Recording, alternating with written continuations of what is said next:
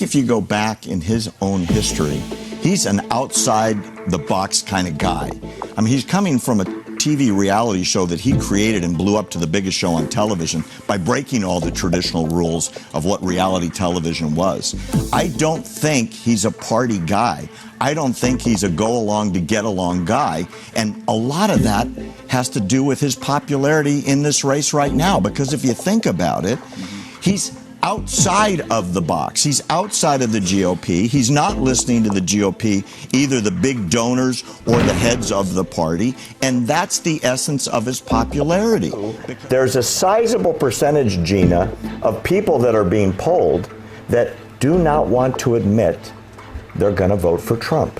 There's a certain non-PC sense of I don't want to be associated with those people. The latest in a line of let's figure out a way to win the election that we got killed in November. It started out, if you remember, with the fact that the Green Party, probably funded through some very left-wing progressive sources, ordered recounts to be done in the 3 states that were the swing states that Donald Trump won by the narrowest of margins, and yet the person bringing the claim, Jill Stein, obviously got less votes than the differential between Hillary and Donald Trump. And when those all failed, they switched to something else, which is there was hacking of emails.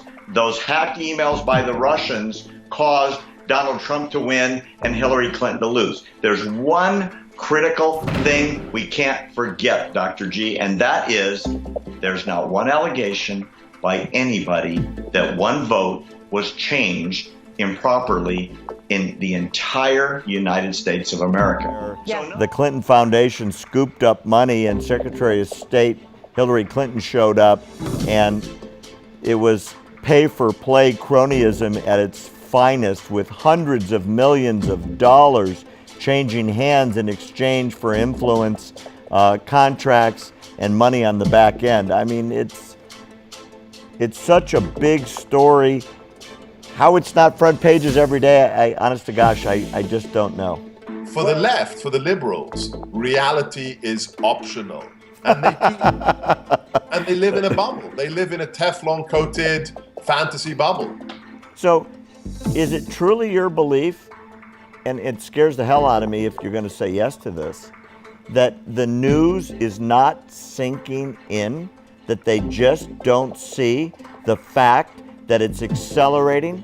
Facts are irrelevant. It's all about narrative. It's about emotion. Goebbels was so right, Hitler's propaganda minister. If you repeat a lie as many times as you can, sooner or later, people will think it's true. I agree. That was his great legacy for history, unfortunately.